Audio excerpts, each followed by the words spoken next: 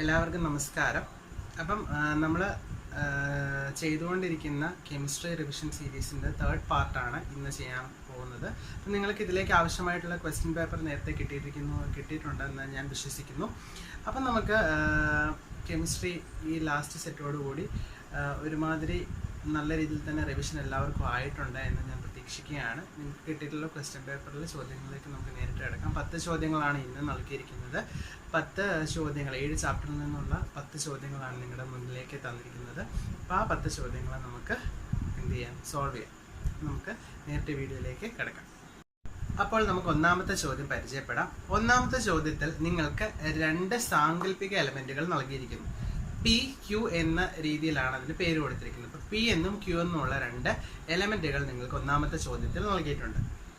ഒന്നാമത്തെ ചോദ്യത്തിൽ ആദ്യത്തെ സബ് ക്വസ്റ്റ്യൻ നിങ്ങളോട് ചോദിച്ചിരിക്കുന്നത് ഈ പിന്റെയും ക്യൂവിന്റെയും സബ്ഷെൽ ഇലക്ട്രോണിക് കോൺഫിഗറേഷൻ അവസാനിക്കുന്നത് നിങ്ങൾക്ക് നൽകിയിട്ടുണ്ട്. പിയുടേത് 3s2, ക്യൂവിൻ്റെത് 3p4 എന്ന രീതിയിലാണ് നിങ്ങൾക്ക് ചോദ്യ പേപ്പറിൽ നൽകിയിരിക്കുന്നത്. ഇതിൽ ആദ്യത്തെ സബ് ക്വസ്റ്റ്യൻ പി എന്ന എലമെന്റിന്റെ അതുപോലെ ക്യൂ എന്ന എലമെന്റിന്റെയും കംപ്ലീറ്റ് സബ്ഷെൽ ഇലക്ട്രോണിക് കോൺഫിഗറേഷൻ എഴുതുക എന്നുള്ളതാണ്. രണ്ടാമത്തെ ചോദ്യം പി എന്ന എലമെന്റിന്റെയും ക്യൂ എന്ന എലമെന്റിന്റെയും ഓക്സിഡേഷൻ സ്റ്റേറ്റ് കണ്ടെത്തുക. ഓക്സിഡേഷൻ സ്റ്റേറ്റ് അഥവാ ഓക്സീകരണ അവസ്ഥ കണ്ടെത്തുക.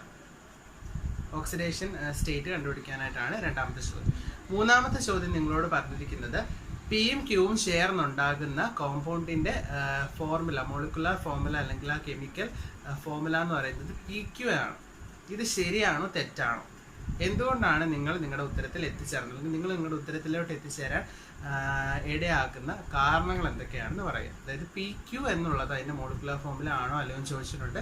എന്തുകൊണ്ട് നിങ്ങളുടെ ഉത്തരം ആണ് അല്ലെങ്കിൽ അല്ല എന്ന് വരുന്നു എന്നുള്ളതാണ് ആദ്യത്തെ ചോദ്യം നിങ്ങളോട് ചോദിച്ചിരിക്കുന്നത്. ക്വസ്റ്റ്യൻ നല്ലവണ്ണം മനസ്സിലായിട്ടുണ്ടെന്ന് വിചാരിക്കുന്നു. ഇതാണ് നിങ്ങളുടെ ചോദ്യം. അപ്പം നമുക്ക് ആ ചോദ്യം എങ്ങനെ ചെയ്യണം എന്നുള്ളത് നോക്കാം.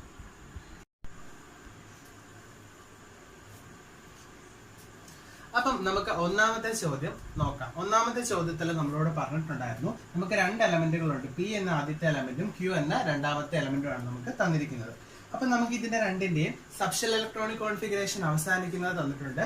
3s2ലും 3p4ലുമായിട്ടാണ് സബ്ഷെൽ ഇലക്ട്രോണിക് കോൺഫിഗറേഷൻ അവസാനിക്കുന്നതെന്ന് നമ്മളോട് പറഞ്ഞിട്ടുണ്ട്. നമ്മുടെ അടുത്ത് ചോദിച്ച ആദ്യത്തെ ചോദ്യം എന്ന് പറയുന്നത് ഇതിന്റെ രണ്ടിന്റെയും കംപ്ലീറ്റ് സബ്ഷെൽ ഇലക്ട്രോണിക് കോൺഫിഗറേഷൻ എഴുതുക എന്നുള്ളതാണ്. നമുക്കത് എഴുതി നോക്കാം. ആദ്യം നമുക്ക് പിന്റെ സബ്ഷെൽ ഇലക്ട്രോണിക് കോൺഫിഗറേഷൻ എഴുതാം. So complete subshell electronic configuration.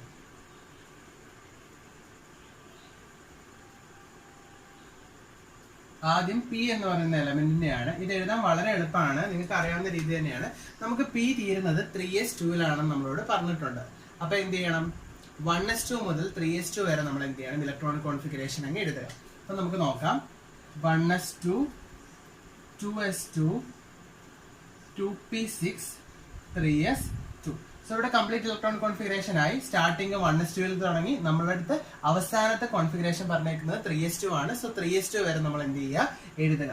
1s2, 2s2, 2p6, 3s2 എന്ന് നമുക്ക് ആൻസർ വരും. ഇതുപോലെ തന്നെ നമുക്ക് ക്യൂവിന്റെ ഒന്ന് ചെയ്യാം. നിങ്ങളൊന്ന് പറയുകയാണെങ്കിൽ നിങ്ങൾക്കൊന്ന് എഴുതി നോക്കാം. ഇതുപോലെ തന്നെ നിങ്ങൾ ട്രൈ ചെയ്യുക. 3p4 വരെയാണ്. സോ നമുക്ക് ആദ്യത്തെ എന്തായിരിക്കും, 1s2 സ്റ്റാർട്ട് ചെയ്യും. 1s2, 2s2, 2p6, 3s2, 3p4.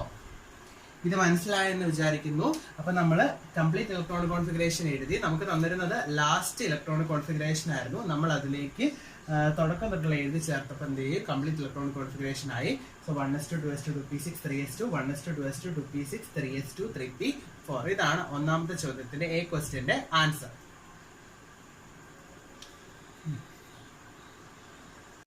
അപ്പൊ നമുക്ക് അതിന്റെ ബി ക്വസ്റ്റ്യൻ നോക്കാം.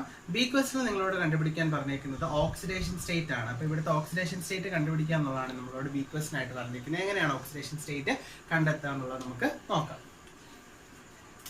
സോ ബി ക്വസ്റ്റ്യൻ എന്ന് പറഞ്ഞാൽ ഓക്സിഡേഷൻ സ്റ്റേറ്റ് ആണ്. ഓക്സിഡേഷൻ സ്റ്റേറ്റ് കണ്ടുപിടിക്കാൻ നിങ്ങൾ ശ്രദ്ധിക്കേണ്ടത് ഔട്ടർ മോസ്റ്റ് ഷെല്ല് നോക്കുക. ഇപ്പൊ പിയുടെ കേസിൽ വന്നപ്പോഴത്തേക്കിന് ഔട്ടർ മോസ്റ്റ് ഷെൽ എന്ന് പറയുന്നത് 3 ആണ്. 3rd ഷെല്ലാണ്. 3rd ഷെല്ലിൽ എസ് മാത്രമേ ഉള്ളൂ. എസ്സിൽ ആകെ എത്ര ഇലക്ട്രോൺസ് ഉണ്ട്, 2.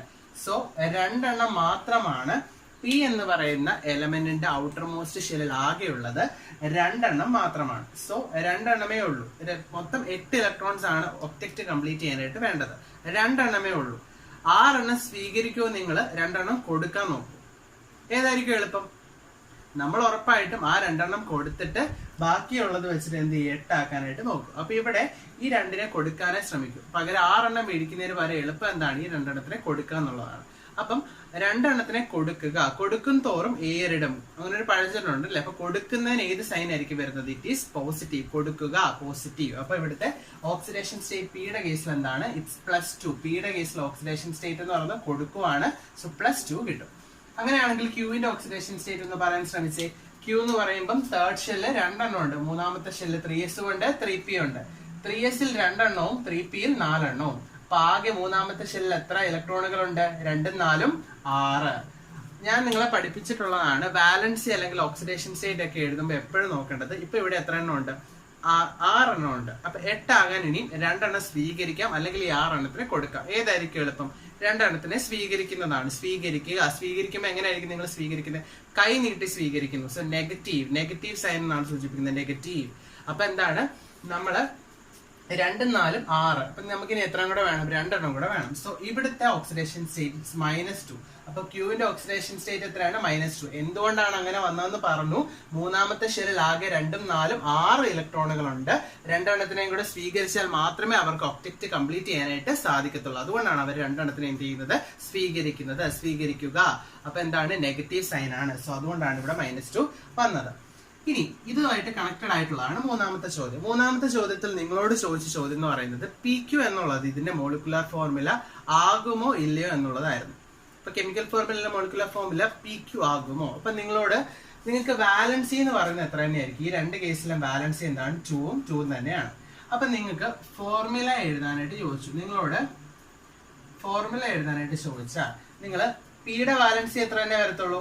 2 തന്നെ വരത്തുള്ളൂ. ക്യൂവിന്റെ വാലൻസി എത്ര ആയിരിക്കും? 2 ആണ്. അപ്പൊ പിയുടെ വാലൻസി ക്യൂവിന്റെ ചോട്ടിലും ക്യൂവിന്റെ വാലൻസി പിയുടെ ചോട്ടിലും. ഇതിന് മുമ്പത്തെ എന്റെ ക്ലാസ് കണ്ടിട്ടുണ്ടെങ്കിൽ നിങ്ങൾക്ക് മനസ്സിലാകും. ഞാൻ അതിൽ പ്രത്യേകം പറഞ്ഞിട്ടുള്ളതാണ്. വാലൻസികൾ ഇന്റർചേഞ്ച് ചെയ്തിട്ടാണ് നമ്മൾ ഇതിന്റെ ഫോർമുല എപ്പോഴും എഴുതുന്നത്. സോ പിയുടെ വാലൻസി ആയ 2 ക്യൂവിന്റെ താഴെയും ക്യൂവിന്റെ വാലൻസി ആയ 2 പിയുടെ താഴെയും എഴുതി. So P2 Q2. എപ്പോഴും ഈ ഒരു റൂളിൽ നിങ്ങൾക്ക് പറഞ്ഞു തരുന്നതാണ്. താഴെ വരുന്ന നമ്പറുകൾ സെയിം ആണെങ്കിൽ നമുക്ക് അതിനെ എന്ത് ചെയ്യാം? ക്യാൻസൽ ചെയ്യാം. സോ ഫൈനലി ഇവിടെ വരുമ്പോഴത്തേക്കും എന്ത് ക്യാൻസൽ ആയിപ്പോയി. ഫൈനലി എന്ത് തന്നെയാണ് വരുന്നത്? PQ തന്നെയാണ് വരുന്നത്. PQ തന്നെ വരുന്നത് കൊണ്ട് നമുക്ക് എന്ത് പറയാം? Therefore PQ is the chemical formula. അല്ലെങ്കിൽ PQ is the chemical അല്ലെങ്കിൽ എന്ത് ചെയ്യാം? മോളിക്കുലാർ ഫോർമുല എന്ന് നമുക്ക് പറയാം. അപ്പൊ എന്താണ് മനസ്സിലായെന്ന് വിചാരിക്കുന്നു. പിയുടെ വാലൻസി 2 ആണ്, ക്യൂയുടെ വാലൻസി 2 ആണ്. പിയുടെ വാലൻസി ക്യൂവിന്റെ താഴെയും ക്യൂവിന്റെ വാലൻസി പിയുടെ താഴെ എഴുതി. സെയിം നമ്പേഴ്സ് ആയതുകൊണ്ട് നമുക്ക് അത് എന്ത് ചെയ്യാം? ക്യാൻസലേഷൻ നടത്താം. അങ്ങനെ ക്യാൻസലേഷൻ നടത്തി ഫൈനലി നമുക്ക് കിട്ടിയിരിക്കുന്നത് ആ ഫോർമുല എന്ന് പറയുന്നത് PQ തന്നെയാണ്. സോ നമ്മുടെ ആൻസർ എന്താണ്? കൃത്യമാണെന്ന് നമുക്ക് സ്ഥിരീകരിക്കാനായിട്ട് സാധിച്ചു. ഇതാണ് ഒന്നാമത്തെ ചോദ്യം. മനസ്സിലായെന്ന് വിചാരിക്കുന്നു. നമുക്കിനി രണ്ടാമത്തെ ചോദ്യത്തിലേക്ക് കിടക്കാം. അപ്പൊ നമുക്ക് ഇനി രണ്ടാമത്തെ ചോദ്യം പരിചയപ്പെടാം. അപ്പൊ രണ്ടാമത്തെ ചോദ്യത്തിന്റെ കാര്യങ്ങൾ ഞാൻ എന്താണ് ക്വസ്റ്റ്യൻ എന്നുള്ള ഓൾറെഡി നിങ്ങളുടെ അടുത്ത് പറഞ്ഞു തന്നിട്ടുണ്ട്. നമുക്ക് ഇതിനെ എങ്ങനെ ആൻസർ ചെയ്യണം, എളുപ്പത്തിൽ എങ്ങനെ ഉത്തരം ചെയ്യാന്നുള്ളത് നോക്കാം. അപ്പൊ നമുക്ക് ചോദ്യത്തിന് വേണ്ടിയിട്ട് നിങ്ങൾക്ക് 4 സാമ്പിളുകളാണ് ക്വസ്റ്റ്യനിൽ തന്നിരിക്കുന്നത്. അപ്പൊ 4 സാമ്പിൾസ് നമുക്ക് ഏതൊക്കെയാണെന്ന് നോക്കാം. ആദ്യം തന്നിരിക്കുന്നത് 68 gram ammonia, 68 gram NH3, 68 gram of NH3. പിന്നീട് തന്നിരിക്കുന്നത് 28 ഗ്രാം നൈട്രജൻ N2. പിന്നീട് തന്നിരിക്കുന്നത് 49 ഗ്രാം H2SO4. പിന്നീട് നൽകിയിരിക്കുന്നത് 128 ഗ്രാം ഓക്സിജൻ O2. അപ്പം ഇതുമായി ബന്ധപ്പെട്ട് നിങ്ങൾക്ക് ചെയ്യാനായിട്ട് ഒരു ഹിന്റ് കൂടെ തന്നിട്ടുണ്ട്. ഈ കോമ്പൗണ്ടുകളുടെ എല്ലാം മോളിക്കുലാർ ഫോർമുല തന്നിട്ടുണ്ട്. അമോണിയയുടേത് 17 ഗ്രാം ആണ്, നൈട്രജൻ N2ൻ്റെത് 28 ഗ്രാം, H2SO4ൻ്റെത് 98ഉം O2ൻ്റെത് 32 ഗ്രാം. അപ്പൊ നമുക്ക് ഈ ചോദ്യത്തിൽ നിങ്ങളോട് കണ്ടുപിടിക്കാൻ ചോദിച്ചിരിക്കുന്ന ആദ്യത്തെ ചോദ്യം, ഇതിൽ ഓരോന്നിലും എത്ര മോളിക്കൂളുകൾ വീതമുണ്ട്. ആറ്റംസ് അല്ല ചോദിച്ചിരിക്കുന്ന ഓരോന്നിലും എത്ര മോളിക്കൂളുകൾ വീതമുണ്ടെന്നുള്ളതാണ് ഫസ്റ്റ് ക്വസ്റ്റ്യൻ. രണ്ടാമത്തത്, ഇതിൽ തന്നിരിക്കുന്ന 4 സാമ്പിളിൽ ഏതിലാണ് ഏറ്റവും കുറവ് മോളിക്കൂളുകൾ ഉള്ളത്. ഇതായിരുന്നു നിങ്ങളുടെ രണ്ടാമത്തെ ചോദ്യം. അപ്പൊ നമുക്ക് നേരിട്ട് ചെയ്തു തുടങ്ങാം. ഒന്നാമത്തെ ചോദ്യത്തിന് വേണ്ടിയിട്ട് നമുക്ക് ഈ 4 സാമ്പിളുകളുടെ എന്ത് ചെയ്യാം, നമ്പർ ഓഫ് മോൾസ് ആദ്യം കണ്ടുപിടിക്കണം. നമ്പർ ഓഫ് മോൾസ് കണ്ടുപിടിച്ചു കഴിഞ്ഞാൽ നമ്പർ ഓഫ് മോളിക്യൂൾസ് കണ്ടുപിടിക്കാൻ അതിനെ അവഗാഡ്രോ നമ്പർ കൊണ്ട് മൾട്ടിപ്ലൈ ചെയ്താൽ മതി. നിങ്ങൾക്ക് അറിയാവുന്ന കാര്യം തന്നെയാണ്. ഒരു മോളിൽ 6.02 × 10⁻23 മോളിക്യൂളുകളുണ്ട്. അപ്പൊ അതുപോലെ നമ്മൾ ഇവിടെ എല്ലായിടത്തും എന്ത് ചെയ്യുന്നു, ആദ്യമേ നമ്പർ ഓഫ് മോൾസ് കണ്ടുപിടിക്കുന്നു. സോ ഫസ്റ്റ് സാമ്പിൾ ആണ് ഞാനിവിടെ പറയുന്നത്. ആദ്യത്തെ sample 68 gram ammonia. Number of മോൾ കണ്ടുപിടിക്കാനുള്ള ഇക്വേഷൻ എന്താണ്, ഞാനത് ഇവിടെ എഴുതുന്നില്ല, ഞാൻ ജസ്റ്റ് പറഞ്ഞ നമ്പർ ഓഫ് മോളിനുള്ള ഇക്വേഷൻ എന്ന് പറയുന്നത് ഗിവൺ മാസ്, തന്നിരിക്കുന്ന mass divided by gram. Atomic ആണോ മോളിക്കുലർ മാസ് ആണോ? ഇവിടെ തന്നിരിക്കുന്ന ഇത് ഓരോന്നും മോളിക്യൂളുകളാണ്. സോ നമ്മളിവിടെ എന്താണ് യൂസ് ചെയ്യുന്നത്, ഗ്രാം മോളിക്കുലർ മാസ് ആണ്. സോ അതുകൂടെ ഞാനിവിടെ എഴുതിയേക്കാം, കാര്യമില്ല, എഴുതുന്നുണ്ട്. Given mass divided by gram molecular mass. നമുക്ക് ആദ്യത്തെ കേസിൽ 68 ഗ്രാം അവർ തന്നിട്ടുണ്ട്. സോ ഗിവൺ മാസ് എത്രയാണ്, 68 ആണ്. അതേ ഡിവൈഡഡ് ബൈ GMM എത്രയാണ്, അമോണിയയുടെ GMM എന്ന് പറയുന്നത് 17 ആണ്. അപ്പൊ നമുക്കിത് ക്യാൻസൽ ഔട്ട് ചെയ്യുമ്പോഴത്തേക്ക് നമുക്ക് എത്ര മോളെന്ന് കിട്ടും, 4 മോളെന്ന് കിട്ടും. അപ്പം 68 ഗ്രാം അമോണിയ എത്ര മോളാണ്, അത് 4 മോളാണ്. ഒരു മോളിൽ അവഗാഡ്രോ നമ്പർ ഓഫ് മോളിക്യൂൾസ് ഉള്ളപ്പോൾ 4 മോളിൽ 4 × 6.022 × 10⁻23 മോളിക്യൂളുകൾ കാണും. ആദ്യത്തെ മനസ്സിലായെന്ന് വിചാരിക്കുന്നു. ഇതേപോലെ തന്നെയാണ് നമ്മൾ അടുത്ത 3 ചെയ്യാൻ പോകുന്നത്. തന്നിരിക്കുന്ന ഇതിനകത്തുനിന്ന് ആദ്യം നമ്പർ ഓഫ് മോൾസ് കണ്ടുപിടിക്കുക. Given mass divided by GMM ആണ്. ഗിവൺ മാസ് എന്ന് പറയുന്നത് നമുക്ക് തന്നിട്ടുണ്ടായിരുന്നു 68 ഡിവൈഡഡ് ബൈ GMM എന്ന് പറയുന്നത് 17. 68നെ 17 കൊണ്ട് ഡിവൈഡ് ചെയ്തപ്പോൾ നമുക്ക് കിട്ടിയത് 4 ആണ്. സോ 4 മോളാണ്. ഒരു മോളിൽ 6.022 × 10⁻23 മോളിക്കൂൾ ഉണ്ടെങ്കിൽ 4 മോളിൽ 6.022 4 × 6.022 × 10⁻23 മോളിക്കൂളുകൾ കാണും. നമുക്ക് അടുത്ത സാമ്പിൾ നോക്കാം. സെക്കൻഡ് സാമ്പിൾ, രണ്ടാമത്തെ സാമ്പിൾ ഏതാണ്? രണ്ടാമത്തെ സാമ്പിൾ എന്ന് പറയുന്നത് 28 ഗ്രാം N2 ആണ്. അപ്പൊ അവിടെയും ഇതുപോലെ തന്നെ സെയിം സ്റ്റെപ്പ് നമ്മൾ അപ്ലൈ ആണ്. നമ്പർ ഓഫ് മോളില് ഞാനിനി ഇക്വേഷൻ എഴുതുന്നില്ല. ഗിവൺ മാസ് എത്രയാണ് ഇവിടെ തന്നിരിക്കുന്ന mass 28 divided by gram molecular mass N2 എത്ര തന്നെയാണ് 28. അപ്പം 28/28 എത്ര മോളുണ്ട്, ഒരു മോള്. ഒരു മോളിൽ എത്ര മോളിക്യൂൾസ് കാണും, 1 × 6.022 × 10⁻23 മോളിക്യൂളുകൾ കാണും. മനസ്സിലായെന്ന് വിചാരിക്കുന്നു. ഇതുപോലെ തന്നെ മൂന്നാമത്തെ സാമ്പിൾ ഞാൻ ചെയ്യുന്നു. തേർഡ് സാമ്പിൾ ഏതാണ്, 49 ഗ്രാം H2SO4 ആണ് നമുക്ക് നൽകിയിരിക്കുന്നത്. 49 ഗ്രാം H2SO4. അപ്പൊ ഇവിടെ നമുക്ക് നമ്പർ ഓഫ് മോൾ കണ്ടുപിടിക്കണം. സോ നമ്പർ ഓഫ് മോൾ നമ്മൾ എഴുതുവാണ്. Number of mole is equal to given mass എത്രയാണ്, തന്നിരിക്കുന്ന mass 49 divided by gram molecular mass ഇവിടെ നൽകിയിട്ടുണ്ട് 98. സോ നമ്മൾ ഇത് വെട്ടി ക്യാൻസൽ ചെയ്ത് ചെറുതാക്കുമ്പോൾ നമുക്ക് 1/2 കിട്ടും. 1/2 എന്ന് പറഞ്ഞാൽ എത്ര, അര മോളാണ്. സോ 0.5 മോൾ. ഒരു മോളിൽ 6.022 × 10⁻23 ആണ്. അപ്പൊ അര മോളിൽ എന്തായിരിക്കും, അതിന്റെ പകുതി ആയിരിക്കും. 0.5 × 6.022 × 10⁻23 എന്ന് നമുക്ക് അവിടെ ഉത്തരം വരും. അപ്പം 3 നമ്മൾ ചെയ്തതുപോലെ നമുക്ക് 4ാമത്തേന്റെയും കൂടെ ചെയ്യാം. ഫോർത്ത്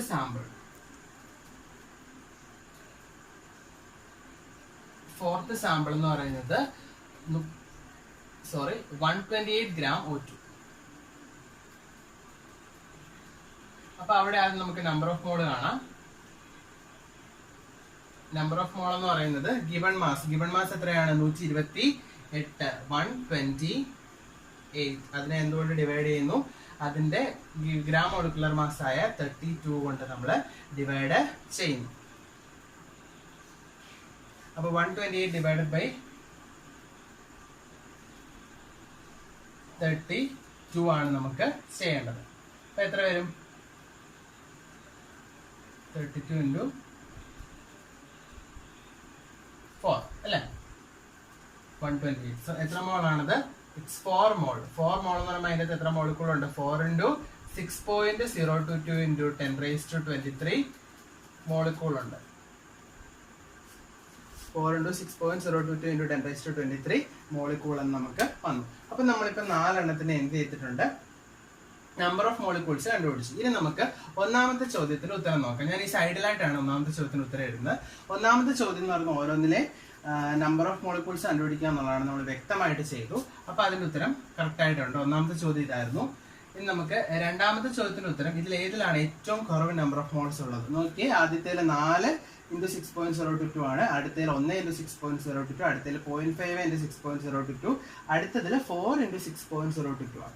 ഇതിൽ ഏറ്റവും ചെറുതെന്ന് പറഞ്ഞ ഏതാണ്? 0.5. അതായത് തേർഡ് സാമ്പിൾ ഏതാണ്? തേർഡ് സാമ്പിൾ എന്ന് പറയുന്നത് 49 ഗ്രാം. ഏതാണ് തേർഡ് സാമ്പിൾ? 49 gram H2SO4. ഇതാണ് ഇതിലെ സെക്കൻഡ് ക്വസ്റ്റ്യന്റെ ആൻസർ. ഉത്തരം മനസ്സിലായെന്ന് വിചാരിക്കുന്നു. കുറച്ച് ലെങ്തി ആണ്, ചെയ്യാനായിട്ടുണ്ട്. അപ്പൊ വളരെ എളുപ്പത്തിൽ ചെയ്തെടുക്കാവുന്നുള്ളൂ. നിങ്ങൾക്ക് ആ ഒരു പാറ്റേൺ കിട്ടിക്കഴിഞ്ഞാൽ ഇതെല്ലാം ഇതുപോലെ തന്നെയാണ് ഇങ്ങനെ വരുന്നത് ചെയ്യുന്നത്. എപ്പോഴും ഓർക്കുക, തന്നിരിക്കുന്നത് ഓരോന്ന് മോളിക്യൂൾ ആണെങ്കിൽ നിങ്ങൾ ഈ ഇക്വേഷനിൽ യൂസ് ചെയ്യേണ്ട ഗ്രാം മോളിക്കുലർ മാസ് ആയിരിക്കും. ഇത് മനസ്സിലായെന്ന് വിചാരിക്കുന്നു. ഇതായിരുന്നു രണ്ടാമത്തെ ചോദ്യം. അപ്പൊ ഇനി നമുക്ക് മൂന്നാമത്തെ ചോദ്യം നോക്കാം.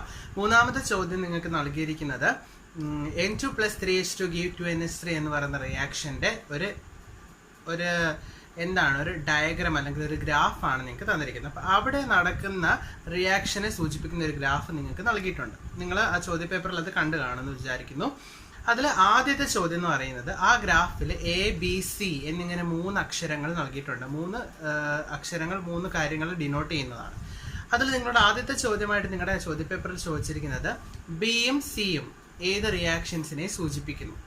ഇതിൽ ബി എന്ന് പറയുന്നത് നിങ്ങൾക്ക് ഗ്രാഫിൽ നോക്കിയാൽ തന്നെ മനസ്സിലാകും. ബി എന്ന് പറയുന്നത് ഗ്രാഫിൽ ടൈം 0 ആയിരിക്കുന്ന സമയത്ത് ഏറ്റവും മുകളിൽ നിൽക്കുന്നതാണ്. അതായത് ഇനിഷ്യലി നിങ്ങൾ എപ്പോഴും ഓർക്കേണ്ട ഒരു കാര്യമുണ്ട്. റിയാക്ഷൻ തുടങ്ങുന്ന സമയത്ത്, ഫോർവേഡ് റിയാക്ഷൻ തുടങ്ങുന്ന സമയത്ത് നമുക്ക് എപ്പോഴും റിയാക്റ്റിൻ്റെ അളവ് എന്തായിരിക്കും? കൂടുതലായിരിക്കും. അപ്പം ബി കാണിച്ചിരിക്കുന്നത് ഏറ്റവും മുകളിൽ നിന്നും ടൈം കൂടുന്നതനുസരിച്ച് കുറഞ്ഞു വരുന്ന ഒരു ഗ്രാഫാണ്. അപ്പം റിയാക്റ്റന്റുകൾ അതുപോലെ തന്നെയല്ലേ, തുടക്കത്തിൽ റിയാക്റ്റിൻ്റെ അളവ് ഏറ്റവും കൂടുതലായിരിക്കും, സമയം മുന്നോട്ട് പോകുന്നതനുസരിച്ച് റിയാക്റ്റ് ചെയ്ത് കുറഞ്ഞു വരും. അപ്പോൾ ബി എന്ന് പറയുന്നത് ഫോർവേഡ് റിയാക്ഷനെയും താഴെ തന്നിരിക്കുന്ന സി എന്ന് പറയുന്നത് ബാക്ക്വേർഡ് റിയാക്ഷനെയാണ് എന്ത് ചെയ്യുന്നത്? സൂചിപ്പിക്കുന്നത്. ബി ഫോർവേഡ് റിയാക്ഷനും സി എന്ന് പറയുന്നത് ബാക്ക്വേർഡ് റിയാക്ഷനെയാണ് സൂചിപ്പിക്കുന്നത്. ഇതിലെ ബി ക്വസ്റ്റ്യൻ എന്ന് പറയുന്നത് എ എന്ന് പറയുന്ന സ്റ്റേറ്റിന്റെ സിഗ്നിഫിക്കൻസ് എന്താണെന്നുള്ളതാണ്. അപ്പൊ നമ്മുടെ ഗ്രാഫിൽ നമുക്ക് എ എന്ന് പറഞ്ഞ ഒരു സ്റ്റേറ്റ് ഉണ്ട്. എ എന്ന് പറഞ്ഞ സ്റ്റേറ്റ് എന്തിനാണ് സൂചിപ്പിക്കുന്നത്? ആ എ എന്ന് പറഞ്ഞ സ്റ്റേറ്റിലെ പ്രത്യേകത അവിടെ ഫോർവേഡ് റിയാക്ഷന്റെ റേറ്റും ബാക്ക്വേർഡ് റിയാക്ഷന്റെ റേറ്റും തുല്യമാവുകയാണ്. അങ്ങനെ വരുന്ന ആ എ എന്ന സ്റ്റേറ്റിനെ നമ്മൾ കെമിസ്ട്രിയിൽ പറയുന്നത് കെമിക്കൽ ഇക്വിലിബ്രിയം എന്നാണ്. ഞാൻ ഉത്തരം കൂടി ഇതിന്റെ കൂട്ടത്തിൽ പറഞ്ഞാണ് പോകുന്നത്. അപ്പം എ എന്ന് പറഞ്ഞ സ്റ്റേറ്റ് എന്താണ്? It is chemical equilibrium. At എയിൽ ഏറ്റവും വലിയ പ്രത്യേകത എന്താ? Rate of forward reaction become equal to rate of backward reaction. അപ്പൊ എന്താണ്? ഫോർവേഡ് റിയാക്ഷന്റെ റേറ്റും ബാക്ക്വേർഡ് റിയാക്ഷന്റെ റേറ്റും എന്താണ്? ഇക്വിലിബ്രിയത്തിൽ എയിൽ എന്തായിരിക്കും? ഈക്വൽ ആയിരിക്കും. ഇനി നിങ്ങളോട് അതിനൊരു സി ക്വസ്റ്റ്യൻ ചോദിച്ചിട്ടുണ്ട്. സി ക്വസ്റ്റ്യൻ എന്താണ് നമ്മളോട് പറയുന്നത്? സി ക്വസ്റ്റ്യൻ എന്താ പറഞ്ഞേക്കുന്നത്?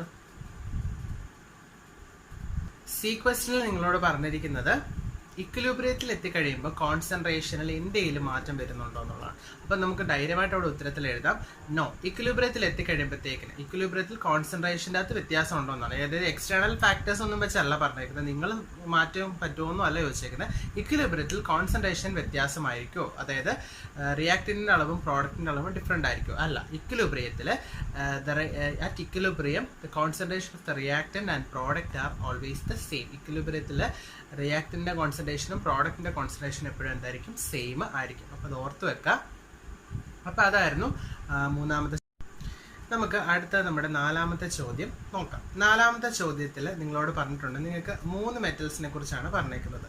അതായത് അലൂമിനിയം, കോപ്പർ, ഗോൾഡ് എന്നിങ്ങനെ 3 മെറ്റൽ നിങ്ങളുടെ കയ്യിലുണ്ടെന്ന് വിചാരിക്കുക. ഇതിൽ ഏത് മെറ്റലിനായിരിക്കും അതിന്റെ തിളക്കം, മെറ്റാലിക് ലസ്റ്റർ പെട്ടെന്ന് നഷ്ടമാകുന്ന എന്നുള്ളതാണ് ഒന്നാമത്തെ ചോദ്യം. അത് പ്രത്യേകം പറയുന്നുണ്ട് ഏത് മെറ്റലിനാണ് നഷ്ടമാകുന്നുള്ളത് നോക്കുക. അതിൻ്റെ തന്നെ സബ് ക്വസ്റ്റ്യൻ ആയിട്ട് അവർ പറയുന്നുണ്ട് ആ മെറ്റലിന് മെറ്റാലിക് ലസ്റ്റർ നഷ്ടമാകുമ്പോൾ എന്താണ് നടക്കുന്നത്, റിയാക്ഷൻ കൂടെ പറഞ്ഞ് മനസ്സിലാക്കാൻ അല്ലെങ്കിൽ റിയാക്ഷൻ കൂടെ എക്സ്പ്ലെയിൻ ചെയ്യാനായിട്ട് നിങ്ങളോട് ക്വസ്റ്റ്യൻ പ്രത്യേകം പറയുന്നുണ്ട്.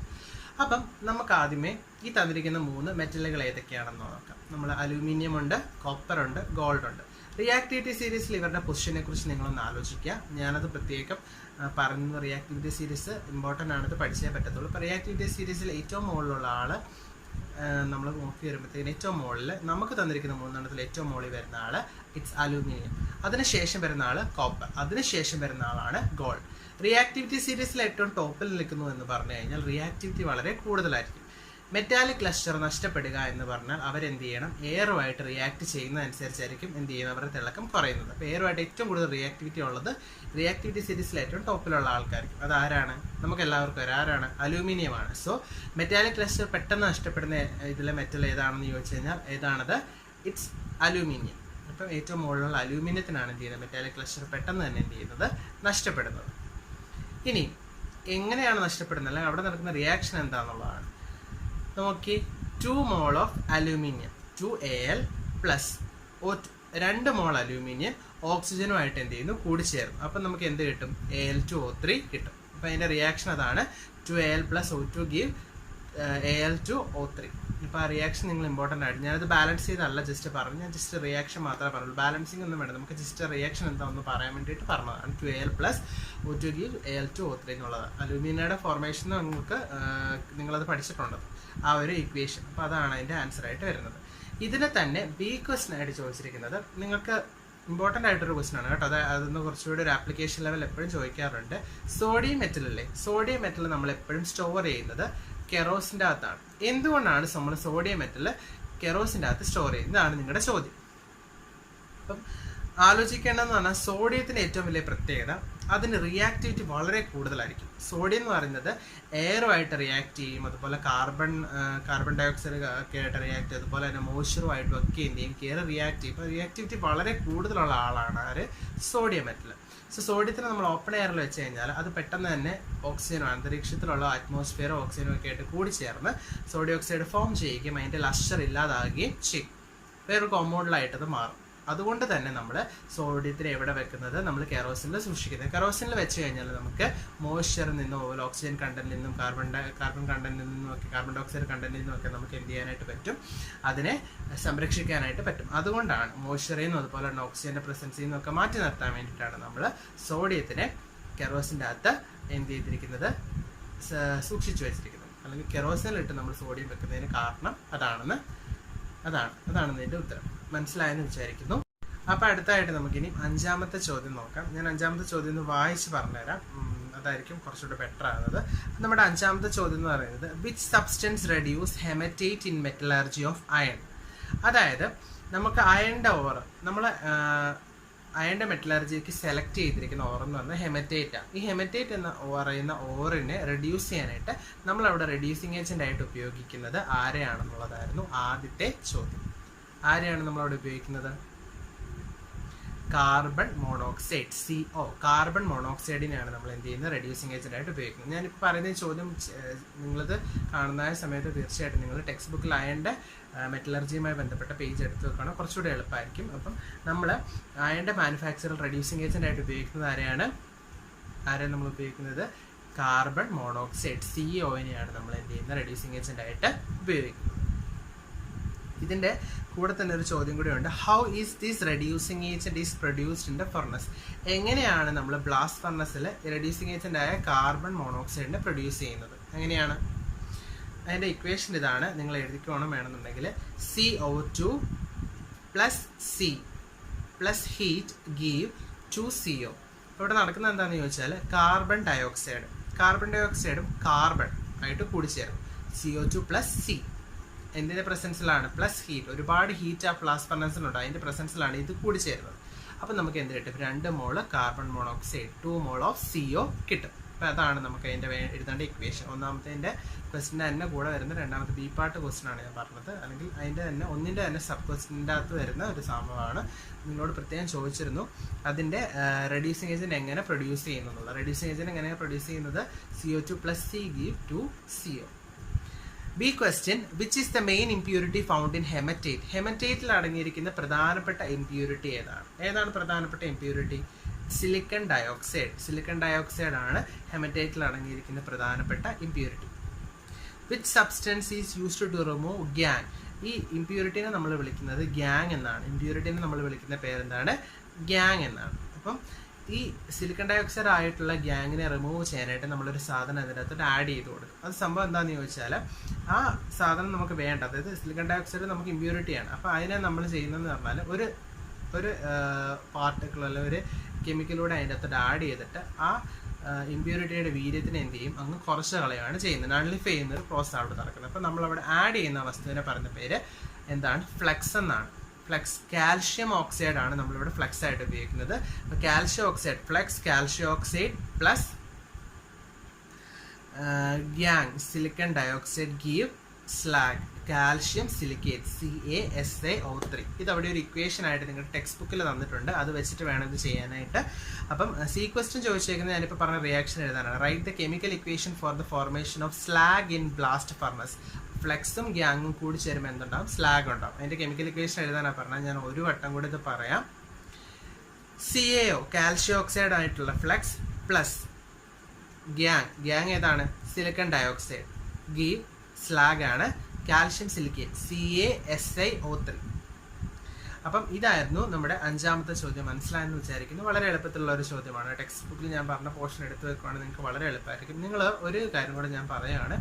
പരീക്ഷയിൽ നിങ്ങൾക്ക് നിർബന്ധമായും അല്ലെങ്കിൽ തീർച്ചയായും 100% ഉറപ്പ് പറയാവുന്ന ഒരു ഭാഗമാണ്. ഒന്നെങ്കിൽ നിങ്ങൾക്ക് അയണിൻ്റെ മാനുഫാക്ചർ അല്ലെങ്കിൽ അയണിൻ്റെ മെറ്റലർജിയിൽ നിന്നൊരു ചോദ്യം ഉണ്ടാക്കാം, അല്ലെങ്കിൽ അലൂമിനിയത്തിൻ്റെ മെറ്റലർജിയിൽ നിന്നും ഒരു ചോദ്യം ഉറപ്പാണ്. അപ്പോൾ നിങ്ങളത് പഠിച്ചുകൊണ്ടേ പോകുക. അവൾ എന്ത് വന്നാലും ഈ 2 പോർഷൻസ് പഠിക്കാതെ പരീക്ഷയ്ക്ക് പോകരുത്. നമുക്ക് അടുത്ത ചോദ്യമായ 6ാമത്തെ ചോദ്യത്തിലേക്ക് കിടക്കാം. അപ്പം നമുക്കിനി 6ാമത്തെ ചോദ്യം നോക്കാം. നമുക്കിനി എങ്ങനെയാണ് 6ാമത്തെ ചോദ്യം എന്നുള്ളത് നോക്കാം. 6ാമത്തെ ക്വസ്റ്റ്യൻ തന്നിട്ടുണ്ട്. നിങ്ങൾക്ക് ആദ്യം തന്നിരിക്കുന്നത് 6ാമത്തതിന് ഒരു ഹൈഡ്രോ കാർബണിന്റെ ഒരു കണ്ടൻസ്ഡ് മോളിക്കുലർ ഫോർമുല എന്ന് വേണം പറയാം. അങ്ങനെ ഒരു ഫോർമുല നിങ്ങൾക്ക് എന്ത് ചെയ്തിട്ടുണ്ട്? തന്നിട്ടുണ്ട്. ഏതാണ് hydro carbon? CH3 single bond CH single bond CH3 single bond CH3. ഇതാണ് നമുക്ക് തന്നിരിക്കുന്ന കോമ്പൗണ്ട്. ഇതിൽ 1ാമത്തെ ചോദ്യം റൈറ്റ് ഇറ്റ്സ് IUPAC നെയിം. ഇതിന്റെ IUPAC നെയിം എഴുതാന്നുള്ളതാണ് നിങ്ങൾക്ക് തന്നിരിക്കുന്ന 1ാമത്തെ ചോദ്യം. നമുക്കപ്പോൾ 1ാമത്തേന്റെ ഉത്തരം നോക്കാം. അതിനു വേണ്ടിയിട്ട് ഞാൻ ഇതേ കോമ്പൗണ്ട് ഒന്നുകൂടെ താഴോട്ട് ഇറക്കി എഴുതി.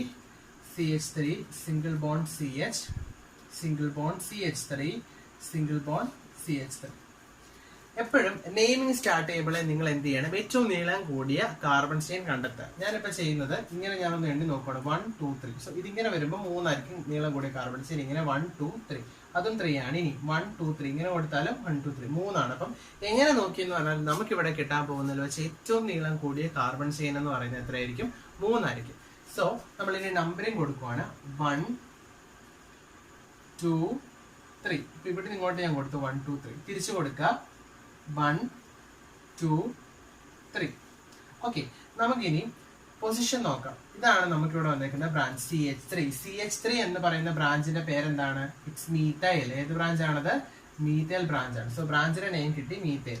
ബ്രാഞ്ച് പൊസിഷൻ നോക്കി. ഇവിടെ ഇങ്ങോട്ട് വരുമ്പോൾ 2 ആണ്, ഇവിടെ ഇങ്ങോട്ട് വരുമ്പോൾ 2 ആണ്. സോ നമുക്ക് പേര് കൊടുക്കാം. ബ്രാഞ്ച് പൊസിഷൻ ആദ്യം കൊടുത്തു -2. ഇനി ബ്രാഞ്ച് ഏതാണ്? ബ്രാഞ്ച് മീത്തൈൽ ബ്രാഞ്ചാണ്. So 2 methyl.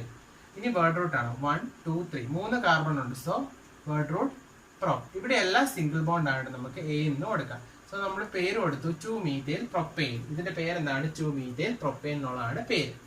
First question A ക്വസ്റ്റ്യന്റെ ഉത്തരമായി. ഇനി അടുത്ത് നമുക്ക് B ക്വസ്റ്റ്യൻ നോക്കാം. Write its molecular formula. വളരെ എളുപ്പമാണ് മോളിക്കുലർ ഫോർമുല എന്ന് പറയുന്നത്. നിങ്ങൾ ആകെ കാർബൺ ആറ്റങ്ങൾ എണ്ണുക, ആകെ ഹൈഡ്രജൻ ആറ്റം എണ്ണുക, ആകെ ഓക്സിജൻ ആറ്റവും എണ്ണുക. നമുക്ക് നോക്കാം എത്ര കാർബൺ? 1 2 3 4. 4 കാർബൺ ആറ്റം ഉണ്ട്. ഹൈഡ്രജൻ എണ്ണം 3 3 3 6 6 3 9 1 10. സോ 4 കാർബൺ, എത്ര ഹൈഡ്രജൻ ഉണ്ട്? 10. സോ ഇവിടുത്തെ മോളിക്കുലർ ഫോർമുല എന്ന് പറയുന്നത്, മോളിക്കുലർ ഫോർമുലക്ക് ഞാൻ ഷോർട്ട് ആയിട്ട് MF കൊടുക്കുവാണ്. മോളിക്കുലർ ഫോർമുല C4H10 എന്ന് നമുക്ക് കിട്ടി. ഇനി C ക്വസ്റ്റ്യൻ. നിങ്ങൾ ഇതിനൊരു ഐസോമർ എഴുതുക. ആ ഐസോമറിന്റെ സ്ട്രക്ചറൽ ഫോർമുല എഴുതാനായിട്ടാണ് പറയുന്നത്. ഇപ്പൊ ഞാൻ ഇതിന്റെ ഐസോമർ എഴുതി കാണിച്ചു തരാം നിങ്ങൾക്ക്. ഐസോമർ എന്ന് പറഞ്ഞാൽ എന്താ? സെയിം മോളിക്കുലർ ഫോർമുല ആയിരിക്കും, പക്ഷെ ഡിഫറെന്റ് സ്ട്രക്ചറൽ ഫോർമുല ആയിരിക്കും. ഞാൻ എഴുതിയ ഐസോമർ ഇതാണ്. ഇവിടെ ഒരു ബ്രാഞ്ചിങ് ഉണ്ടായിരുന്നെങ്കിൽ ഇത് സ്ട്രേറ്റ് ചെയിൻ ആയി. ഇപ്പൊ ഇവിടുത്തെ കാർബൺ ചെയിൻ എന്താണ്? സ്ട്രേറ്റ് ചെയിൻ ആണ്. ഇതിന്റെ സ്ട്രക്ചറൽ ഫോർമുല എഴുതാനാണ് നിങ്ങളോട് പറഞ്ഞിരിക്കുന്നത്. സ്ട്രക്ചറൽ ഫോർമുല എന്ന് പറഞ്ഞാൽ കാർബണും ഹൈഡ്രജനും ബോണ്ട് ഇട്ട് എഴുതുന്നതിനെയാണ് നമ്മൾ സ്ട്രക്ചറൽ ഫോർമുല എന്ന് പറയുന്നത്. ഇവിടെ കാർബൺ ആറ്റങ്ങൾക്കിടയിലുള്ള എന്ത് ബോണ്ടാണ്? സിംഗിൾ ബോണ്ടുകളാണ്. ഇവിടെ എത്ര ഹൈഡ്രജൻ ഉണ്ട്? ഒരു ബോണ്ട് സാറ്റിസ്ഫൈഡ്. ഇനി എത്ര കൂടെ വേണം? എപ്പോഴും 4 ആണ് കാർബണിന്റെ വാലൻസി. ഒരു ബോണ്ട് സാറ്റിസ്ഫൈഡ് ആണ്. ഇനി എത്ര കൂടെ വേണം? 3 എണ്ണം കൂടെ വേണം. സോ ഇവിടെ 1 2 3. ഇവിടെ ഈ കാർബണെ നോക്കിക്കഴിഞ്ഞാൽ ഇവിടെ 2 ബോണ്ട് സാറ്റിസ്ഫൈഡ് ആണ്. ഇനി എത്ര ബോണ്ട് കൂടെ വേണം? Carbon valency 4. സോ ഇനിയും 2 എണ്ണം കൂടെ.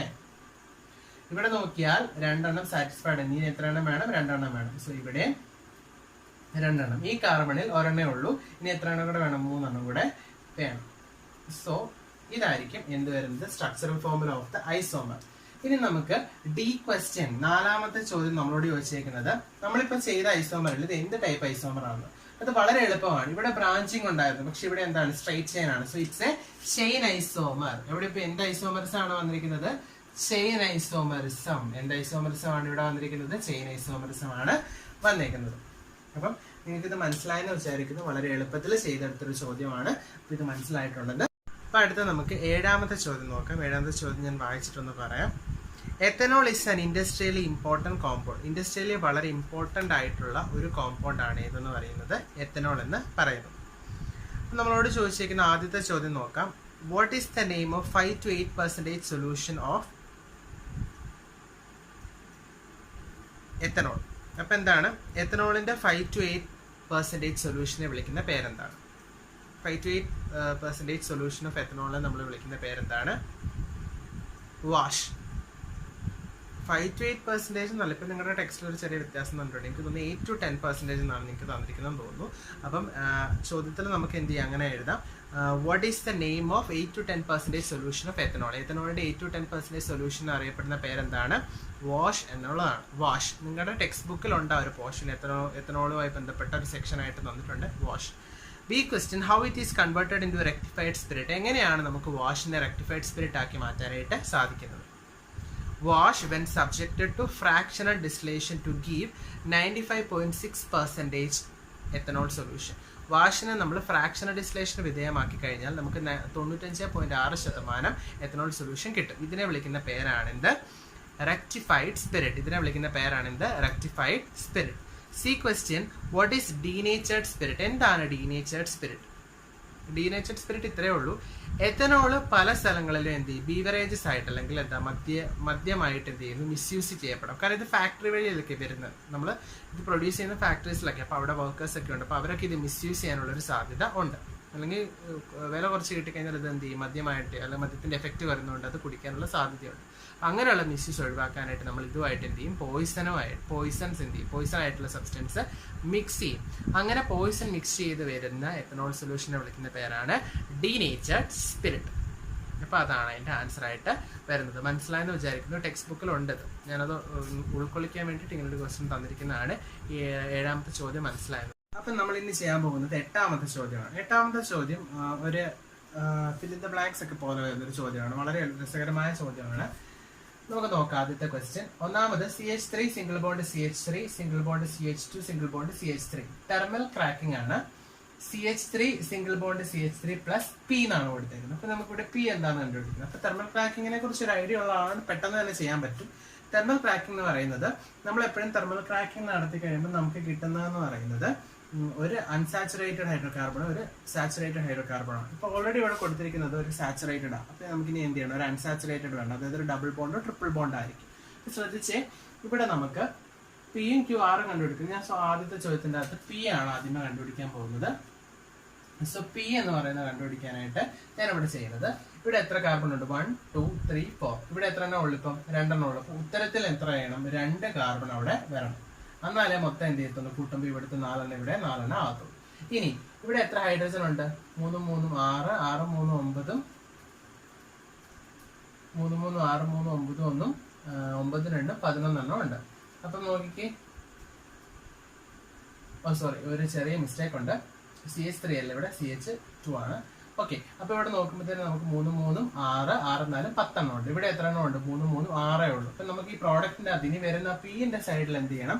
എത്ര എണ്ണം കൂടെ വേണം? 4 എണ്ണം കൂടി വേണം. അപ്പൊ ഇവിടെ 2 കാർബണും ഉണ്ട്, 4 ഹൈഡ്രജനും ഉണ്ട്. അപ്പൊ 2 കാർബണും 4 ഹൈഡ്രജനും. So C2H4. ഇത് ഏതിന്റെ ഫോർമുല? ഡബിൾ ബോണ്ട് വരുന്ന കേസിലായിരിക്കും എപ്പോഴും. കാർബണിന്റെ ഇരട്ടി ഹൈഡ്രജൻ വരുന്ന ഡബിൾ ബോണ്ട് വരുന്ന കേസ്. ഇവിടെ എന്ത് വരണം? ഡബിൾ ബോണ്ട് വരണം. ഇവിടെ 2 ഹൈഡ്രജനും കൊടുത്തു, ഇവിടെ 2 ഹൈഡ്രജനും കൊടുത്തു. സോ P എന്ന് പറയുന്നത് CH2 double bond CH2. Ethene ആണിത്. P എന്ന് പറയുന്നത് എന്താണ്? It's ethene. P ഇവിടെ എന്താണ്? ഈഥീൻ ആണ്. ഓക്കെ, ഇനി നമുക്ക് അടുത്ത കണ്ടുപിടിക്കേണ്ടത് Q ആണ്. അതിന് വേണ്ടിയിട്ട് P plus H2 in presence of nickel give Q. അപ്പൊ നമുക്ക് അറിയാവുന്ന കേസാണ്. P എന്ന് പറയുന്നത് CH2 ഡബിൾ ബോണ്ട് CH2 ആണ്. പ്ലസ് H2 എന്നാൽ ഓർത്തോണം, അത് അഡീഷൻ റിയാക്ഷൻ ആണ്. അവിടുത്തെ ഒരു ബോണ്ട് ബ്രേക്ക് ചെയ്തിട്ട് ഓരോ ഹൈഡ്രജൻ വീതം ഓരോ കാർബണിലോട്ടും കയറും. അപ്പോൾ ഓർത്തിരിക്കുക, അത് അഡീഷൻ റിയാക്ഷൻ ആണ്. അപ്പോൾ എന്ത് ചെയ്യുന്നു, ഇവിടുത്തെ ഒരു ഹൈഡ്രജൻ ഇങ്ങോട്ട് വരുന്നു. ഓൾറെഡി ഇവിടെ CH2 ഉണ്ട്. ഒരു ഹൈഡ്രജനോട് ഇങ്ങോട്ട് വരുമ്പോൾ H2 2ന്റെ കൂടെ ഒരെണ്ണം കൂടെ വരുന്നു. അപ്പം 3 ആയി, ഒരു ബോണ്ട് ബ്രേക്ക് ആയി, സിംഗിൾ ബോണ്ട്. ഇവിടെ ഓൾറെഡി എന്താണ്, CH2 ഉണ്ട്. ഒരു ഹൈഡ്രജൻ ഇങ്ങോട്ടൂടെ വരുന്നു. സോ CH3 ആണ് ഇവിടെ വരുന്നത്. അപ്പൊ Q എന്ന് പറയുന്നത് എന്താണ്, ഇറ്റ്സ് ഈതെയിൻ. 2 കാർബൺ ആണ് വരുന്നത്. സോ ഈതെയിൻ കിട്ടി. അടുത്ത വീണ്ടും നമ്മളെടുത്ത് P അല്ല, R ആണ്. അടുത്ത നമ്മളെടുത്ത് വെച്ചിരിക്കുന്ന R ആണ്. നിങ്ങൾക്ക് എളുപ്പത്തിൽ മനസ്സിലാക്കാം ഏത് മോണോമറിനെ പോളിമറൈസേഷൻ നടത്തുമ്പോൾ ആ പോളിഇഥീൻ കിട്ടുന്നത്. ഞാൻ എന്തുകൊണ്ട് ഇവിടെ പോളിമറൈസേഷൻ എന്ന് പറഞ്ഞെന്ന് ഞാൻ പറയാം. ഇവിടെ ഫ്രണ്ടിൽ N ഉണ്ട്. ഞാൻ നിങ്ങളെ പഠിപ്പിച്ച മുൻ ചോദ്യങ്ങളിൽ പറഞ്ഞിട്ടുള്ളതാണ്. N എന്ന് പറഞ്ഞ ഫ്രണ്ടിൽ വരുന്ന എപ്പോഴും എന്തായിരിക്കും, പോളിമറൈസേഷൻ നടക്കുന്ന കേസിലായിരിക്കും. ഇപ്പോൾ ഇവിടെ N വന്നിട്ടുണ്ട്. സോ ഇതെന്താണ്, പോളിമറൈസേഷൻ ആണ്. ഇപ്പോൾ ഇവിടെ മോണോമർ ആണ്. ആ മോണോമർ കൂടി ചേർന്നാണ് പോളിഇഥീൻ ഉണ്ടായിട്ടുള്ളത്. പോളി ഒഴിവാക്കി കഴിഞ്ഞാൽ നമുക്ക് ആ മോണോമറിന്റെ പേര് കിട്ടും. ഏതാണ്, ഈഥീൻ. സോ R ആയിട്ട് ഇവിടെ വരുന്നത് എന്താണ്, ഇത് ഈഥീൻ ആണ്. സോ നമുക്ക് ഇവിടെ തന്നേക്കുന്ന R എന്ന് പറഞ്ഞാൽ എന്ത് തന്നെയാണ്, P തന്നെയാണ്, ethene. CH2 double bond CH2. ഇനി നമുക്ക് ഇതിന്റെ രണ്ടാമത്തെ ചോദ്യം identify the reaction in 2 and 3. രണ്ടാമത്തേലും മൂന്നാമത്തേലും ഉള്ള റിയാക്ഷനുകൾ ഏതൊക്കെയാണെന്ന് എഴുതാം. രണ്ടാമത്തേൽ നടന്നിരിക്കുന്ന റിയാക്ഷൻ ഏതാ, ഞാൻ പറഞ്ഞു. പ്ലസ് H2 എന്നത് എന്ത് റിയാക്ഷൻ ആണ്, അഡീഷൻ റിയാക്ഷൻ ആണ്. സോ അതെന്താണ്, ഇറ്റ് ഈസ് അഡീഷൻ റിയാക്ഷൻ. അത് എന്ത് റിയാക്ഷൻ ആണ്, ഇത് അഡീഷൻ റിയാക്ഷൻ ആണ്. ഇനി മൂന്നാമത്തേൽ നടന്നിരിക്കുന്നത് എന്താ, അത് ഞാൻ പറഞ്ഞു. എന്നെ വരുന്ന ഏത് റിയാക്ഷൻസിനെ പറഞ്ഞ, polymerisation. So it is polymerisation. C question, IUPAC name of R. R ന്റെ IUPAC name എന്താണെന്നുള്ളതായിരുന്നു ചോദ്യം. R എന്താണ്, അതിന്റെ IUPAC name എന്ന് പറയുന്നത് ഈഥീൻ ആണ്. ഈഥീൻ എന്നാണ് R ന്റെ IUPAC name. അപ്പൊ ഇതായിരുന്നു നമ്മുടെ 8ാമത്തെ. അപ്പൊ നമുക്കിനി 9ാമത്തെ ചോദ്യം നോക്കിയാലോ. The picture of a galvanic cell is given below. നിങ്ങൾക്ക് ഒരു ഗാൽവാനിക് സെല്ലിന്റെ പടം തന്നിട്ടുണ്ട്. അപ്പൊ ശ്രദ്ധിക്കുക, ഇവിടെ കുറച്ച് കാര്യങ്ങൾ തന്നിട്ടുണ്ട്. ഏതോ ഒരു ഇലക്ട്രോഡ് എന്ത് ചെയ്തേക്കുന്നു, സിങ്ക് സൾഫേറ്റ് സൊല്യൂഷനിൽ ഡിപ്പ് ചെയ്തിട്ടേക്കുന്നു. അതുപോലെ ഏതോ ഒരു സൊല്യൂഷനിൽ അയൺ മുക്കിയിട്ടിരിക്കുന്നു. ചോദ്യത്തിലെ 1ാമത്തെ ചോദ്യം ഐഡന്റിഫൈ A and B. ഈ A എന്താണ്, B എന്താണെന്നുള്ളതാണ്. എപ്പോഴും ഒരു കാര്യം ഓർക്കുക, ഗാൽവാനിക് സെല്ല് നിങ്ങൾ കൺസ്ട്രക്ട് ചെയ്യുമ്പം ഒരു മെറ്റലിനെ അതടങ്ങിയ സോൾട്ട് സൊല്യൂഷനിൽ മാത്രമേ എന്ത് ചെയ്യത്തുള്ളൂ, ഡിപ്പ് ചെയ്തിടാൻ പാടുള്ളൂ. അതായത് ഇവിടെ സിങ്ക് സൾഫേറ്റ് ആണെങ്കിൽ ഡിപ്പ് ചെയ്തിട്ടിരിക്കുന്ന മെറ്റൽ ഉറപ്പായിട്ടും ഇതിലെ മെറ്റലായിരിക്കും. സിങ്ക് സൾഫേറ്റിലെ മെറ്റൽ ഏത് മാത്രമാണ്, സിങ്ക. അപ്പം ഇവിടെ മുക്കിയിട്ടിരിക്കുന്ന A എന്ന് പറയുന്ന മെറ്റൽ ഏതാണ്, അതിന്റെ സോൾട്ട് സിങ്ക് സൾഫേറ്റ് ആയതുകൊണ്ട് തന്നെ അവിടുത്തെ മെറ്റൽ എന്ന് പറയുന്നത് ഏതായിരിക്കും, സിങ്ക് ആയിരിക്കും. എപ്പോഴും ഓർത്തിരിക്കുക, ഗാൽവാനിക് സെല്ലിൽ എപ്പോഴും ഒരു സൊല്യൂഷൻ്റെ അകത്ത് മുക്കിയിടുന്നത് ആ സൊല്യൂഷൻ്റെ അകത്ത് അടങ്ങിയിട്ടുള്ള മെറ്റൽ ആയിരിക്കും. നോക്കിയേ, സിങ്ക് സൾഫേറ്റിൻ്റെ അകത്ത് ഏതാ മെറ്റൽ അടങ്ങിയിട്ടുള്ളത്, സിങ്ക് ആണ് അടങ്ങിയിട്ടുള്ളത്. ഞാൻ എളുപ്പമെടുത്ത് പറഞ്ഞതേ ഉള്ളൂ. ഇവിടെ നോക്കി, അടുത്തത് ഈ പോർഷനിൽ അയൺ ആണ് ഡിപ്പ് ചെയ്തിട്ടേക്കുന്നത്. അപ്പം ഇവിടെയുള്ള സോൾട്ട് എന്തായിരിക്കും, അയൺ അടങ്ങിയ സോൾട്ട് ആയിരിക്കും. അയൺ സൾഫേറ്റ് എന്നാണ് നമുക്ക് അവിടെ ആൻസർ വരുന്നത്. സോ ഇവിടെ A എന്ന് പറയുന്നത് സിങ്കും B എന്ന് പറയുന്നത് അയൺ സൾഫേറ്റും ആയിരിക്കും. A എന്തായിരിക്കും, സോ ഇവിടുത്തെ A ക്വസ്റ്റ്യൻ്റെ ആൻസർ നമുക്ക് ചെയ്യാം. A എന്ന് പറയുന്നത് സിങ്ക്, അതുപോലെ തന്നെ B എന്ന് പറയുന്നത് അയൺ സൾഫേറ്റ് FeSO4 ആയിരിക്കും, അയൺ സൾഫേറ്റ് ആയിരിക്കും. B question, give the direction of electron flow. Electron flow എവിടെ നിന്ന് എങ്ങോട്ടായിരിക്കും എന്നാണ്. എപ്പോഴും ഓർക്കുക, ഇവിടെ ആനോഡായിട്ട് ആക്ട് ചെയ്യുന്ന ആളാരാണ്, സിങ്ക് ആണ്. കാരണം സിങ്കും അയണോ ഉള്ളത്. അപ്പോൾ റിയാക്ടിവിറ്റി സീരീസിൽ റിയാക്ടിവിറ്റി ഏറ്റവും കൂടുതലുള്ള ആളാരാണ്, സിങ്ക് ആണ്. സോ റിയാക്ടിവിറ്റി കൂടുതലുള്ള സിങ്ക് എന്തായിട്ട് ആക്ട് ചെയ്യും, ആനോഡായിട്ട് ആക്ട് ചെയ്യും. ഇത് കാഥോഡായിട്ട് ആക്ട് ചെയ്യും. ആനോഡ്, അപ്പോൾ ഇവിടെ എന്താണ്, ഇലക്ട്രോൺസിനെ കൊടുക്കുകയാണ് ചെയ്യുന്നത്. അപ്പോൾ ഇലക്ട്രോണുകൾ ഇവിടെ നിന്നും എങ്ങോട്ടത്തേക്ക് മൂവ് ചെയ്യും, കാഥോഡിലോട്ട് മൂവ് ചെയ്യും. സോ ഇവിടെ ഇലക്ട്രോണിന്റെ ഡയറക്ഷൻ എന്ന് പറഞ്ഞാൽ ഇവിടെ നിന്ന് എങ്ങോട്ടായിരിക്കും, എയിൽ നിന്നും അതുപോലെ ഇങ്ങോട്ടത്തേക്കായിരിക്കും. അല്ലെങ്കിൽ സിങ്ക് ഇലക്ട്രോഡ്സിൽ നിന്നും അയൺ ഇലക്ട്രോഡിലോട്ട് ആയിരിക്കും. ബിയുടെ ഉത്തരം ഫ്രം സിങ്ക് ടു അയൺ. സിങ്കിൽ നിന്ന് എങ്ങോട്ടത്തേക്കായിരിക്കും, അയണിലേക്ക് ആയിരിക്കും. ഇനി സീക്വൻസിനായിട്ട് നിങ്ങളോട് ചോദിച്ചിരിക്കുന്നത് അവിടുത്തെ റിയാക്ഷൻ ആണ്. നെറ്റ് റിയാക്ഷൻ നിങ്ങളോട് എഴുതാൻ ചോദിച്ചിട്ടുണ്ട്. ഞാൻ C ഇവിടെ കാണിക്കുന്നുണ്ട്. അപ്പോൾ ആദ്യം നമുക്ക് ആനോഡിലുള്ള റിയാക്ഷൻ എഴുതണം. ആനോഡ് ആരാണ്, ആനോഡ് എന്ന് പറയുന്നത് സിങ്ക് ആണ്. ഇവിടെ എന്ത് സംഭവിക്കും, Zn ഗീവ് Zn2++2 ഇലക്ട്രോൺ. ഇനി അടുത്തത് കാഥോഡാണ്. കാഥോഡിൽ എന്ത് സംഭവിക്കും, കാഥോഡ് എന്ന് പറയുന്നത് അയൺ ആണ്. Fe2+, ആ 2 ഇലക്ട്രോണുകളെ സ്വീകരിച്ച് ആരായിട്ട് മാറി, Fe ആയിട്ട് മാറി. അപ്പോൾ ആനോഡിക് കാഥോഡിക് റിയാക്ഷൻ അറിയാമെങ്കിൽ നമുക്ക് അതിൽ നിന്ന് എന്തെഴുതാം, റിഡോക്സ് റിയാക്ഷൻ എഴുതാം. റിഡോക്സ് റിയാക്ഷൻ ചോദിച്ചു കഴിഞ്ഞാൽ എന്ത് ചെയ്യണം? ആദ്യം ലെഫ്റ്റ് സൈഡിലുള്ളത് മാത്രം എഴുതണം. ലെഫ്റ്റ് സൈഡിൽ ഇവിടെ ഉള്ളത് മേളത്തെ ഇക്വേഷനിൽ സിങ്ക് ആണ്, താഴത്തെ ഇക്വേഷനിൽ ലെഫ്റ്റ് സൈഡിൽ Fe2+ ഉണ്ട്, അതുപോലെ 2 ഇലക്ട്രോണും ഉണ്ട്. ഗീവ്സ്, ഇനി മേളത്തെ ഇക്വേഷന്റെ right side Zn2+ plus 2 electron plus താഴത്തേൻ്റെ അകത്ത് Fe. ഈ 2 ഇലക്ട്രോണും ക്യാൻസൽ ഔട്ട്. ഇപ്പൊ ബാക്കി വരുന്നത് എന്താണ്? Zn plus Fe2+ give Zn2+ plus Fe. ഇതായിരിക്കും നമ്മുടെ നെറ്റ് റിയാക്ഷൻ. മനസ്സിലായെന്ന് വിചാരിക്കുന്നു. അടുത്ത നമുക്ക് 10ാമത്തെ ചോദ്യം നോക്കാം. 10ാമത്തെ ചോദ്യത്തിൽ 28 ഗ്രാം നൈട്രജൻ ഗ്യാസിനെ കുറിച്ചാണ് നിങ്ങളോടത്ത് പറഞ്ഞത്. അപ്പൊ നമുക്ക് 28 ഗ്രാം നൈട്രജൻ ഗ്യാസിന്റെ കാര്യമാണ് നോക്കുന്നത്. 28 ഗ്രാം നൈട്രജൻ ഗ്യാസ്, അത് എത്ര GAM ആണ്? ഗ്രാം അറ്റോമിക് മാസ് വെച്ച് നോക്കുമ്പോൾ 2 ആണ്. ഇത് ചെയ്യാനായിട്ട് ഞാൻ 2 കാര്യങ്ങൾ ഇവിടെ എഴുതുന്നുണ്ട്. നൈട്രജന്റെ മോളിക്കുലർ മാസ് എത്രയാണ്? നൈട്രജന്റെ മോളിക്കുലർ മാസ് 28. അതുപോലെ നൈട്രജന്റെ അറ്റോമിക് മാസ്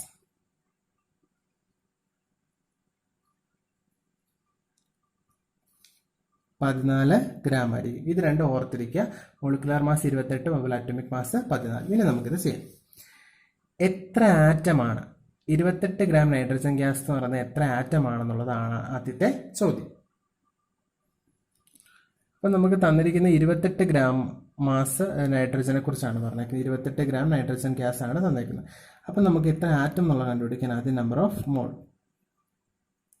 മോളിന് വേണ്ടിയിട്ട് 28 ഡിവൈഡഡ് ബൈ ആറ്റമാണ് നോക്കുന്നത്. അപ്പോൾ ആറ്റം ആയതുകൊണ്ട് തന്നെ ഇതിനെ എന്തുകൊണ്ട് ഡിവൈഡ് ചെയ്യണം? 14, അതായത് ഗ്രാം അറ്റോമിക് മാസ് 14 കൊണ്ട് ഡിവൈഡ് ചെയ്തു. സോ എത്ര മോളെന്ന് കിട്ടി? 2 മോള്. ഒരു മോളിൽ 6.022 × 10⁻23 ആറ്റം ഉണ്ട്. 2 മോളിൽ 2 × 6.022 × 10⁻23 എന്ത് വരും? ആറ്റം വരും. അപ്പോൾ 2 × 6.022 × 10⁻23 ആറ്റം എന്ന് വന്നു. അടുത്തത് എത്ര ഇൻറ്റു മോളിക്യൂൾസ് എന്ന് ചോദിച്ചേക്കുന്നു. അപ്പോൾ മോളിക്യൂൾസിന്റെ കേസിൽ നമുക്ക് ചോദ്യം എഴുതാം. ഹൗ മെനി ഇൻറ്റു മോളിക്യൂൾസ്, ഇവിടെ എത്ര ഇൻറ്റു മോളിക്യൂൾസ് ഉണ്ട്? അപ്പം അതിനാദ്യം നമ്പർ ഓഫ് മോൾ കണ്ടുപിടിക്കണം. നമ്പർ ഓഫ് മോൾ എന്ന് പറയുന്നത് എത്രയാണ്? നമ്പർ ഓഫ് മോൾ കണ്ടുപിടിക്കാനായിട്ട് given mass 28 divided by gram molecular mass ഇവിടെ എടുക്കണം. Molecules and gram molecular mass എത്രയാണ്? 28. 28/28 എത്രയാണ്? 1 മോളെന്ന് കിട്ടും. അപ്പം 1 മോളിൽ എത്ര മോളിക്യൂൾസ് ഉണ്ട്? ഇൻറ്റു മോളിക്യൂൾസ് ഉണ്ടെന്നുള്ളതാണ്. എത്ര നൈട്രജൻ മോളിക്യൂൾസ് ഉണ്ട്? അപ്പം നമ്പർ ഓഫ് മോളിക്യൂൾസ് കണ്ടുപിടിക്കാൻ 1 × 6.022 × 10⁻23 മോളിക്യൂൾ. 1 മോളിൽ 6.022 ഉണ്ട്. അപ്പോൾ 1 മോളിൽ ടോട്ടൽ എത്ര മോളിക്യൂൾ? 6.022 × 10⁻23 മോളിക്യൂൾ ഉണ്ട്. അടുത്ത ചോദ്യം, ഇത് എത്ര GMM ആണ്? 28 ഗ്രാം നൈട്രജൻ എന്ന് പറഞ്ഞാൽ എത്ര GMM ആണ്? നമുക്ക് അത് കാണണം. നമ്പർ ഓഫ് GMM എന്ന് പറഞ്ഞാൽ മോള് തന്നെയാണ്. അപ്പോൾ ഗിവൺ മാസ് എത്രയാ? Given mass divided by gram molecular mass. Given mass എത്രയാണ്? 28. Gram molecular mass 28. അപ്പോൾ എത്ര GMM ആണ്? 1 GMM എന്ന് കിട്ടി. സോ ഇത് എത്ര GMM ആണ്? 1 GMM ആണെന്ന് കിട്ടി. അപ്പോൾ ഇതാണ് ആൻസർ ആയിട്ട് വരുന്നത്. അപ്പം ഇത്രയാണ് 10 ചോദ്യങ്ങൾ. മനസ്സിലായെന്ന് വിചാരിക്കുന്നു. അപ്പം എല്ലാവർക്കും നല്ല രീതിയിൽ തന്നെ SLC എക്സാമിനേഷൻസ് ഒക്കെ എഴുതാൻ തയ്യാറെടുക്കാൻ പറ്റട്ടെ എന്ന് ആശംസിക്കുന്നു. നല്ല വിജയം കൈവരിക്കാൻ കഴിയട്ടെ എന്നും ആശംസിക്കുന്നു.